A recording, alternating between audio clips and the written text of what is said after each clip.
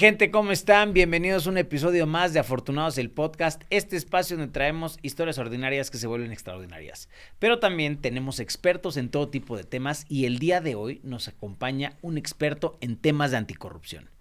Es un amante del tema de la transparencia, ha trabajado muchos años en gobierno federal, estamos muy sedientos por saber esta historia, pero también tiene una maestría en administración pública en la Universidad de Harvard. Con ustedes, Benjamín Gil. Fabián, muchas gracias por invitarme aquí a Afortunados. Te agradezco tu tiempo, tu espacio y pues bienvenido. Estoy feliz de que estés aquí, mi estimado. Muchas gracias. Vamos a darle.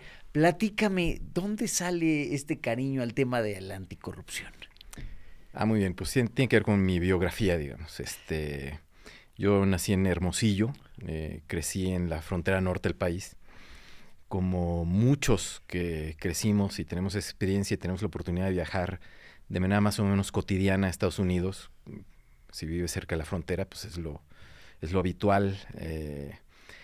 Siempre te intriga las razones por las cuales existe esta diferencia de desarrollo entre nuestros dos países, ¿no? En primer lugar, porque en principio no tendría por qué haber una diferencia. No tendríamos por qué estar menos desarrollados. Y empiezas a pensar cuáles son los motivos históricos, tal vez sociales, institucionales, que generan esta desigualdad. Y siempre crecí con esa duda, pensando, reflexionando sobre eso. Y en el 2000, cuando fue esta importante transición,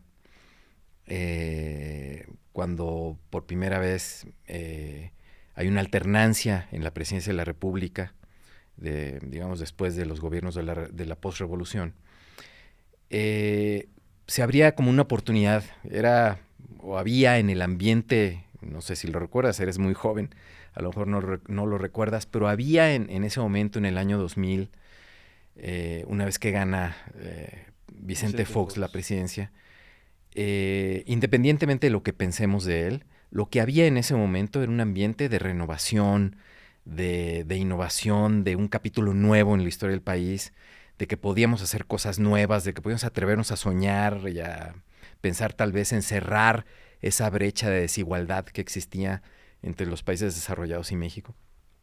En todos los aspectos, no solamente me refiero a lo económico, sino también en términos de justicia, de un gobierno que ofrezca buenos servicios, de seguridad, de oportunidades de desarrollo para las personas, en fin.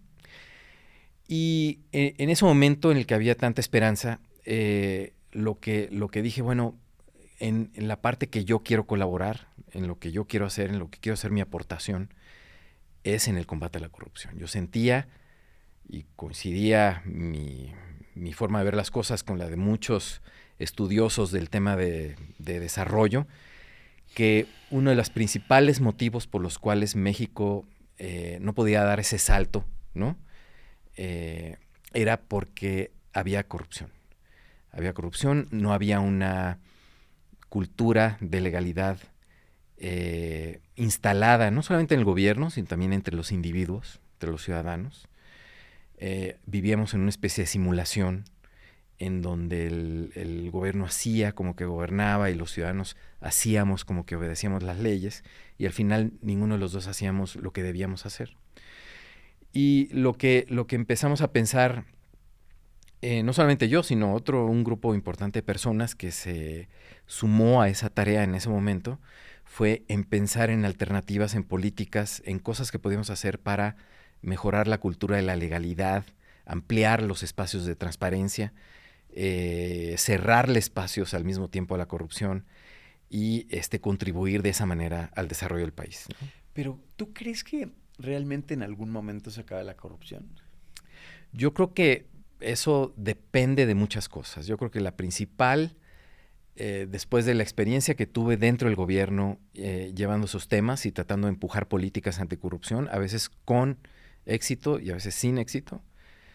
Cuando no tenía éxito, generalmente porque me decían que no hiciera las cosas que yo quería hacer. Y lo que te puedo decir es que yo creo que sí podemos hacer que la corrupción se reduzca del nivel en el que se encuentra actualmente, a un nivel manejable, que no sea la regla, sino la excepción. Eso se puede hacer. ¿Por qué no se hace? Yo creo que hay un problema en países parecidos a México.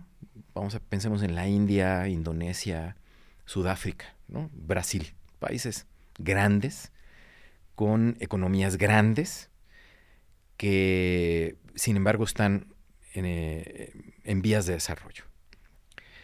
En todos esos países que acabo de mencionar, Rusia también, los políticos ven a la corrupción no como un problema, sino como una variable de gobernanza. Esto es, permiten la corrupción con los amigos, con los allegados, con los aliados políticos, y utilizan los mecanismos anticorrupción para castigar, para dar una lección a sus enemigos políticos. Entonces, mientras la corrupción sea vista como una variable de gobernanza, una herramienta del gobierno para ajustar cuentas políticas, no vamos a poder avanzar en eso. No, y sabes que yo también estaba pensando, no nada más a los altos niveles, o sea, digo, un policía, pero también yo creo que también son las condiciones sociales donde vive, cómo está la cosa, o sea, si llegas y ganas 10 pesos de sueldo y si multas, algo tan sencillo como una multa de tránsito. Sí, y no solamente es eso, no solamente es la pauperización, digamos, del servicio público, ¿no? Destacadamente la situación de los policías, que claramente debería mejorar. Hacen un trabajo muy importante, como para que se les pague tan poco. Pero no solamente eso, sino también la idea que acompaña esa pauperización, ¿no? Ellos lo que ven es que sus superiores y otros políticos en otros niveles aprovechan sus posiciones para obtener beneficios privados, y eso genera, digamos, una erosión, se va desgastando el sentido de misión, el sentido del deber, el sentido moral de trabajar con honestidad. Y eso no quita que haya policías excepcionales que cumplen con su deber y lo hacen de manera honesta y son verdaderos héroes. La verdad es que siempre que se ejemplifica el tema de la corrupción, nos vamos al caso de los policías. Yo creo que eso es sumamente injusto con ellos. Yo creo que hacen un trabajo sumamente estresante, difícil, peligroso, muy mal pagado. La sociedad los reconoce muy mal y debería haber una auténtica revolución para recuperar, digamos, la dignidad del trabajo policíaco. Oye, ahorita que justo, Benjamín, es que sabes que lo que me estás diciendo me hace mucho sentido, de verdad, porque estoy pensando, pero ahorita que hablas del tema de gobierno, estamos hablando de la policía, no me puedo imaginar, o sea, tienes una experiencia vasta en diferentes áreas del tema de gobierno. Platícame un poquito de la experiencia que viviste en gobierno federal y cómo te tocaba ver de primera mano, ¿no? El tratar de implementar este tipo de temas anticorrupción y con qué obstáculos te topabas, platícame alguna experiencia que tuviste que te marcó durante el trayecto pues, tan importante que tienes. Sí, tuve muy buenas experiencias, sobre todo impulsando mecanismos o políticas de prevención de la corrupción o de apertura, digamos, de información del gobierno. Con el equipo de trabajo, con el que me acompañó durante algunos años en el gobierno, impulsamos políticas que en cierta medida todavía se están ejecutando, como la política de transparencia focalizada, con la que le pedíamos a las distintas dependencias del gobierno federal que encontraran información que fuera especialmente útil para la vida diaria de los ciudadanos y que la publicaran de manera proactiva, ¿sí? Que era todo un ejercicio, por eso le llamamos focalizada, porque era todo un ejercicio de revisar qué información estaba en poder de cada dependencia y publicarla, ¿no? Sin que nadie te la pidiera, en los portales de cada dependencia, de tal forma que esa información generara beneficios concretos a los ciudadanos, datos útiles, valiosos, para mejorar las decisiones de consumo, para mejorar, digamos, la salud, la seguridad de las personas. Y ahí hay muchísimo que hacer. Empezamos haciendo algo, todavía se hace, pero la posibilidad de generar oportunidades de informar a los ciudadanos con datos útiles es inmensa y todavía se puede avanzar en eso. También hicimos un portal que todavía sigue vivo, digamos, eso me satisface mucho, que se llama la página de transparencia presupuestaria. ¿En qué dependencia fue esto? La política de transparencia focalizada la hicimos en la Secretaría de la Función Pública. Ok. Ahora es la Secretaría Anticorrupción.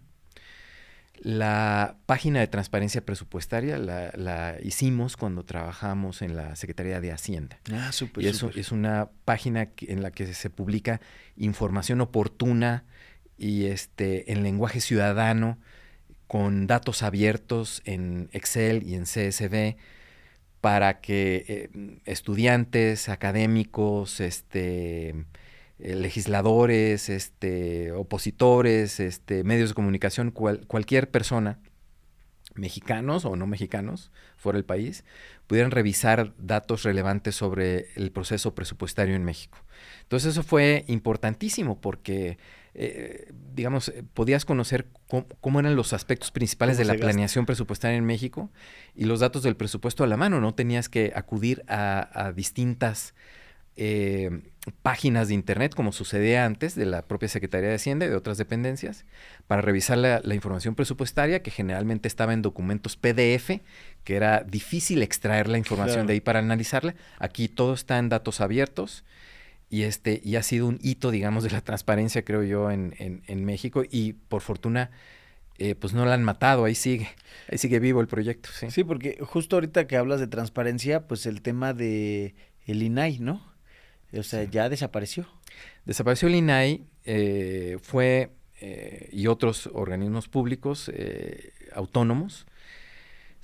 No desaparecieron, se transformaron, volvieron a formar parte de la Administración Pública Central. Eso no es necesariamente malo, creo yo. Digamos, hubo durante mucho tiempo una idea acerca de que estos organismos que tocaban temas delicados tenían que ser autónomos del gobierno. No sé si la palabra adecuada es si se abusó de esa idea, pero digamos que se llevó a un extremo, ¿no? Claro. Empezamos teniendo al Banco de México como primer órgano autónomo, después la Comisión de Derechos Humanos. Empezamos con 2 y al final, al principio del gobierno de López Obrador, teníamos creo que 11 instancias independientes. Digamos, la independencia tuvo sus beneficios, sí, le permitió a estas instancias actuar, como el INAI, actuar de manera pues independiente, pero también generó dinámicas que creo yo generaron la oportunidad para que se les criticara. Ellos diseñaban su propio presupuesto. En muchos casos yo creo que se abusó. El presupuesto de esas instancias creció de manera pues muy importante. La nómina se creció también de manera muy importante. En el INAI, por ejemplo, había creo que 25 o 26 directores generales. Creo que no era necesario tener una plantilla de directores generales de ese tamaño, para nada. Creo que eso generó, digamos, la oportunidad para que quienes criticaban la autonomía de esos órganos, pues finalmente esa lógica, esa idea, pues triunfara. Entonces se fue generando, digamos, estos propios, los mismos órganos autónomos generaron sus propios motivos para que desaparecieran. Pero eso no quiere decir que no puedan hacer su trabajo adecuadamente. Es que es lo que te iba a preguntar, porque toda la gente dijo, bueno, a ver, ya desaparecieron y es el instituto que te va a dar transparencia completa, ¿no? Porque como es autónomo, pues no viene de la línea con gobierno. Entonces, ahorita que ya forma parte de la misma estructura, pues ahí es donde dicen todos, bueno. Sí, es un riesgo, sin duda es un riesgo. Pero, por otro lado, ¿a quién culpas? Si el gobierno no atiende sus obligaciones de transparencia, ya siendo, digamos, el dueño del organismo Así es. Que transparenta la información pública, entonces a quien debiéramos culpar por esa falta es al propio gobierno. Correcto. Y al partido que gobierna. Y en sentido democrático deberíamos castigar, en caso de que eso pasara, sí, al gobierno y a su partido. Correcto. En las próximas elecciones. Entonces también es un riesgo para el gobierno asumir las responsabilidades de esos órganos. Era también, creo yo, una forma para los gobiernos anteriores de desligarse de responsabilidades importantes, es decir, bueno, pues váyase a la autonomía, ¿no? Claro. Mira, yo creo, bueno, vamos a hacer algo, mi estimado Benjamín. Sí. La verdad es que me encanta el tema, pero quiero entrar de lleno al tema por el cual venimos. Tengo entendido que tienes un libro de reflexiones o vivencias que tuviste del tema en la elección judicial, en la famosa y criticada y, bueno, le podemos poner mil adjetivos, pero sucedió.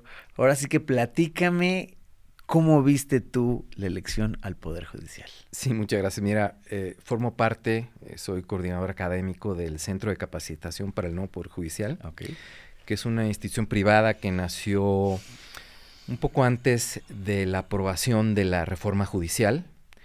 Un grupo de abogados, politólogos, consultores, en fin, nos reunimos para crear este centro y acompañar, digamos, lo que veíamos como una transición, una reforma que iba a enfrentar muchas dificultades, como efectivamente ocurrió.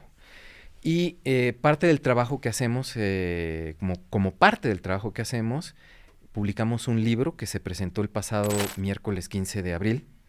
Lo presentó el director general del centro, Ciu Tenorio, con la magistrada Yasmín Esquivel y la ministra de la Suprema Corte, Yasmín Esquivel, y la magistrada del Tribunal Electoral del Poder Judicial de la Federación, Claudia Valle. Lo presentamos este pasado 15 de abril, y es un libro que recoge la visión de 12 autores que participamos de alguna forma en la elección del Poder Judicial de 2025. ¿Cómo participamos? Pues bueno, como consultores, como capacitadores de candidatos, como desde los medios de comunicación, como comunicadores. Y este libro, que se llama Reflexiones sobre la elección judicial 2025 en México, de Editorial Grijalbo, es una visión, es un conjunto de visiones sobre la elección judicial, y es una visión crítica que digamos, se han publicado otras cosas sobre la elección del Poder Judicial, pero por regla general son visiones que condenan la reforma, y este libro no se inscribe en ninguno de estos dos campamentos que ya sea celebran la elección o la condenan sin más, ¿no? Lo que quisimos hacer es, con base en la experiencia, hacer una reflexión crítica sobre lo que vimos, y de tal forma que este libro pueda servir para una reflexión que ayude a mejorar todos los problemas que nosotros identificamos en el futuro. ¿Y tú realmente crees que esta elección al Poder Judicial fue un avance democrático o un experimento muy peligroso? Mira, fue una apuesta arriesgada, sin duda. El planteamiento creo yo que era interesante. Vamos a acercar al Poder Judicial, uno de los poderes pues, más opacos, más lejanos a la ciudadanía, que la ciudadanía menos entiende, que era considerado también uno de los más corruptos. Vamos a acercarlo a la ciudadanía a través de la elección de jueces y magistrados. Bueno, es una apuesta arriesgada. Lo que resultó de ahí, sentimos en la experiencia de la elección de 2025, fue, digamos, no ha terminado de cumplir con esa expectativa. Estamos ahora, como dice Roberto Trado, uno de los autores del libro, el viejo régimen del Poder Judicial no ha acabado de morir, y lo nuevo no ha acabado de nacer tampoco. Lo que sentimos, la mayoría de los autores del libro, es que para que la elección del Poder Judicial, la propia reforma al Poder Judicial, cumpla con esa promesa que se planteó cuando se hizo, tienen que pasar muchas cosas. Tienen que mejorarse la organización de la elección, y tienen que adoptarse medidas, tiene que darse marcha atrás con algunas medidas que se propusieron y que pues, han resultado ser no óptimas, digamos. En la presentación, en el evento de presentación del libro, la ministra Yasmín Esquivel propuso 11 ideas para mejorar la reforma al Poder Judicial. Estamos a tiempo de hacerlas. Si queremos, recordemos que la reforma al Poder Judicial no solamente tiene que ver con la elección de jueces. Hubo otros aspectos, incluso de la organización del Poder Judicial, que cambiaron. La ministra hizo 11 propuestas, algunas de ellas tienen que ver con la elección. Creo que ahí se está conformando un consenso generalizado acerca de que hay que cambiar la fecha de las elecciones para que no coincidan con la fecha de las elecciones constitucionales. Como sabes, vamos a tener en 2027 elecciones de gobernadores, de Cámara de Diputados, de alcaldías, de congresos locales. Va a ser la elección, sin tomar en cuenta los jueces y magistrados, ya va a ser la elección más grande en la historia de México. A eso se le añade la elección judicial federal y de los estados, que queda pendiente. Va a ser una locura. Va a ser una locura. Va a ser un reto logístico, organizacional tremendo para el INE. Se le va a someter a un estrés tremendo. El INE, que incluso las elecciones judiciales de 2025, como quiera que sea, la sacó adelante. Pero ya un proceso electoral tan grande y tan complejo, ya estamos retando, digamos, innecesariamente las capacidades organizacionales del INE. Ahí te tenía una pregunta, Sí. porque sabemos perfectamente, o bueno, es más, ¿cuánta gente actualmente en redes nos dice, sabes qué? Es que la gente que llegó al Poder Judicial es gente que no está preparada?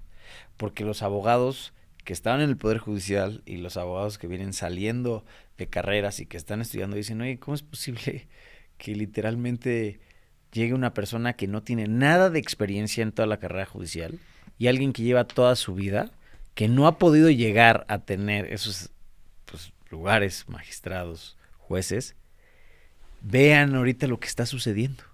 Extraordinaria pregunta. Yo creo que sí es una preocupación que estaba ya desde antes de la elección. Otro de los autores del libro, Pancho Parra, lo relata en su artículo.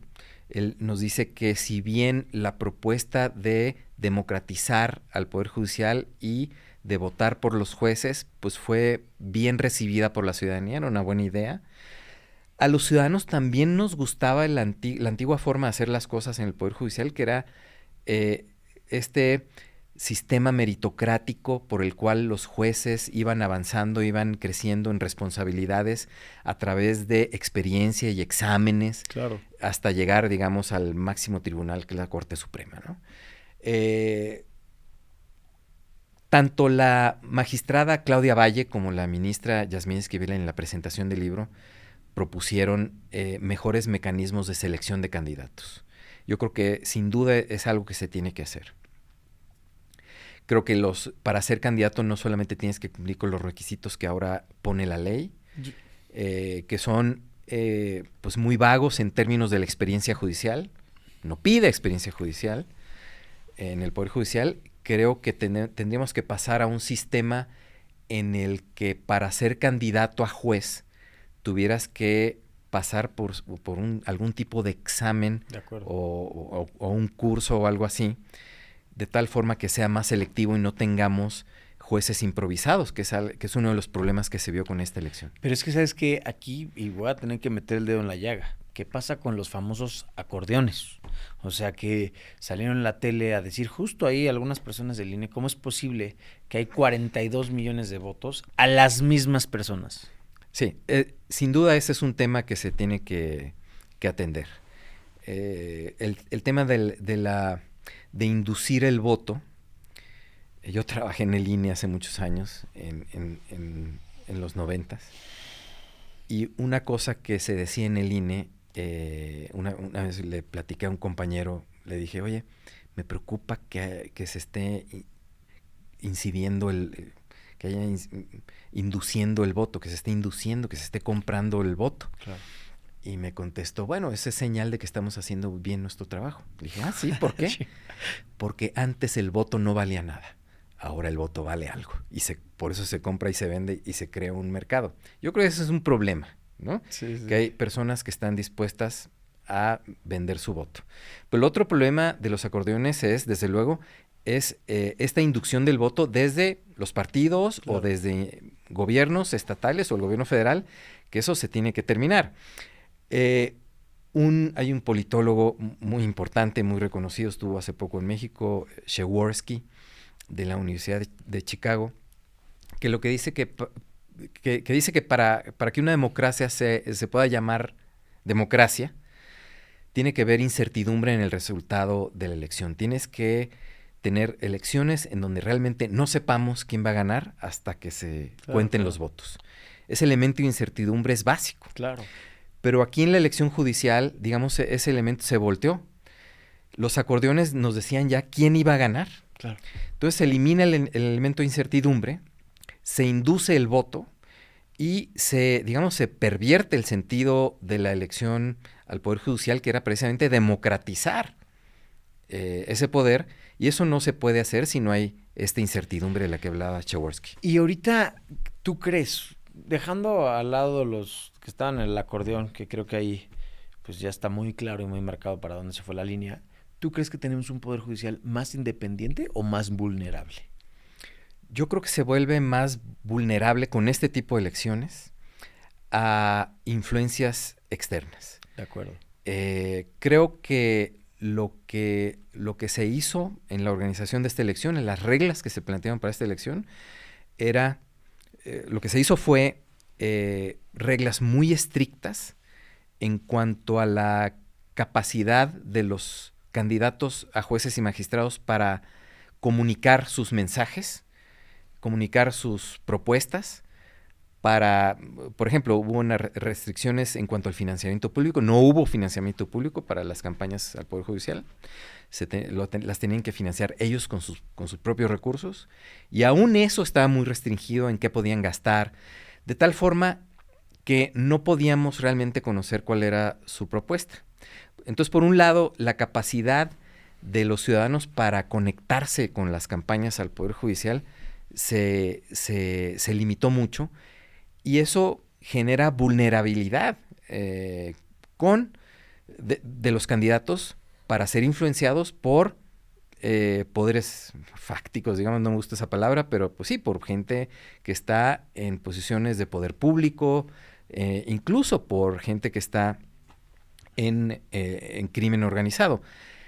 El énfasis en la organización de las elecciones del Poder Judicial debió haber estado ahí, en evitar que la posibilidad de esa influencia, sobre todo el crimen organizado, llegara a los candidatos al Poder Judicial.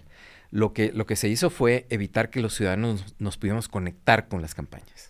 Me gustaría saber tu opinión en 3 puntos. El primero, el presupuesto. Como bien dijiste, a nosotros nos tocó llevar incluso 2 campañas y el presupuesto estaba súper limitado. Pero aparte del tema súper limitado, llegaban estas personas que, en mi caso en particular, me tocó atender a 2 personas que querían ser, una jueza y otra magistrada.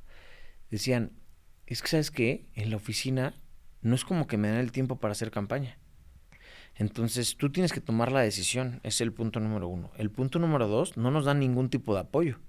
Y no es lo mismo alguien que está conectado con alguien en posición a poder en gobierno, a yo agarro mi sueldo y ¿qué hago? Le inyecto lana aquí, ¿o cómo? ¿No? Entonces llegábamos a un punto donde decíamos, híjole, como que no está bien planteado este tema. Más allá de eso, incluso con el poco recurso que se les permitía gastar a los candidatos, las reglas, digamos, de fiscalización del INE eran tan restrictivas que muchos candidatos o jueces decían, pues mejor ni gasto. O peor aún, exacto, busco la manera de gastar sin que se sepa. Entonces, cuando tienes reglas así de restrictivas, claro, y un objetivo tan claro que requiere el gasto de recursos como es una candidatura, ¿no? En muchos casos, candidaturas que son a nivel nacional, ¿no? Como por ejemplo, a la Corte Suprema, al Tribunal Electoral, al Tribunal de Disciplina Judicial. Todos esos son puestos a nivel nacional. Antes de la reforma judicial solo teníamos una elección nacional, realmente nacional, que era la de presidente de la República.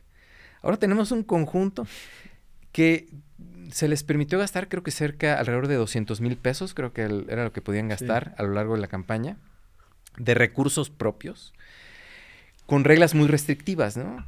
O sea, si te pasabas, había el riesgo de que te retiraran el triunfo. Entonces, muchos candidatos prefirieron no gastar. Pero eso lo que provoca es la imposibilidad de los ciudadanos de conocer quiénes son los candidatos a juez y de conocer sus propuestas De acuerdo. y de saber quiénes son, incluso hasta el día de llegar a la boleta, el día de la elección y ver la boleta, no sabes, la mayoría de las personas no sabemos ni quiénes eran esas ¿Y personas. cómo votar? ¿Y cómo votar? Porque Sí, estaba más complicado, ¿no? Es complejísimo porque se decidió renovar la totalidad del Poder Judicial. Entonces, bueno, son muchos jueces. ¿Sí? Y lo que debimos haber hecho, digamos, en un mundo ideal, es hacer una pedagogía previa. Hay dos autoras del libro, Eve Santinelli y bueno, en fin, se me va el nombre, perdón, una disculpa, que hablaban de hacer una pedagogía previa. Primero, capacitar, enseñar a los ciudadanos sobre qué es el Poder Judicial, porque muchos no entendemos realmente qué son los circuitos y qué son los, Sí. ¿no? O los distintos jueces, las especialidades, ¿no? Penal, familiar, en fin, no entendemos eso. Y después de que ya lograr entender todo eso, porque está el Poder Judicial Federal y el estatal, y en fin, después de entender eso, permitir que hubiera campañas realmente pedagógicas que nos dijeran quiénes son los jueces, cuáles son las actividades que van a desarrollar en sus oficinas una vez que ganen, quiénes son, cuál es su trayectoria. No pudimos saber nada de eso. Y lo otro es, claro, ya las cuestiones logísticas de organización electoral, ¿no? Si la reforma dice todos los jueces van a elección, las boletas necesariamente van a tener una lista enorme de candidatos. Claro. Para un conjunto también gigantesco de puestos, ¿no? Entonces van a ser, como fueron, boletas abigarradas, llenas de nombres, llenas de puestos que nadie entendió. Una de las propuestas de la ministra Esquivel en la presentación del libro fue precisamente que se sometieran a votación solamente las vacantes, ¿sí? Cuando un juez se retire, cuando un juez renuncie, que esas posiciones sean llevadas a elección. Claro. Lo cual es una idea interesante, ¿no? Oye, y otra pregunta, mi estimado Benjamín. Ya estamos hablando de lo que salió mal, o lo que vemos mal, o lo que la opinión pública pues dice, pues no puede ser, ¿no? Pero ¿qué salió bien? ¿O qué tú dices, esto es rescatable?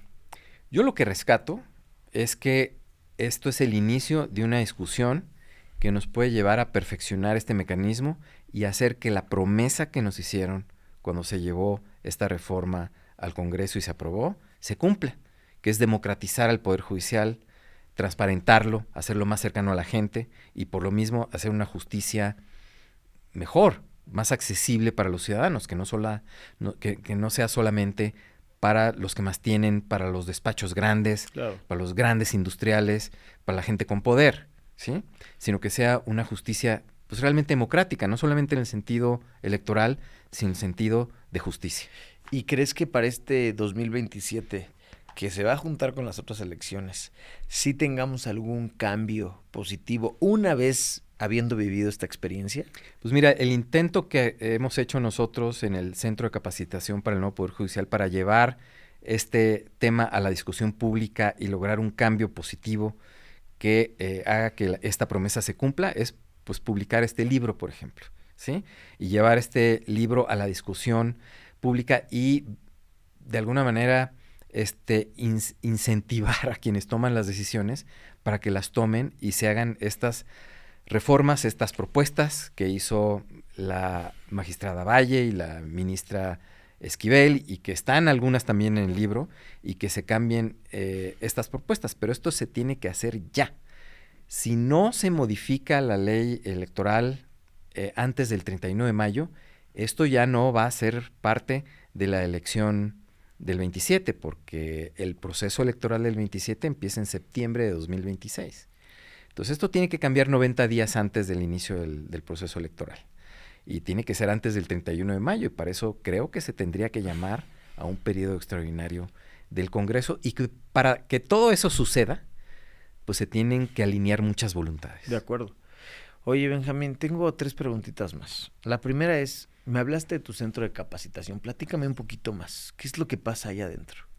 Muy bien, lo que hacemos ahí es, o la idea que teníamos al principio es, veíamos que se venía un proceso electoral para magistrados y jueces que no tenían experiencia en hacer campañas electorales y que posiblemente iban a llegar también jueces, como lo decías hace un momento, Fabián, sin experiencia de trabajo propiamente en el Poder Judicial.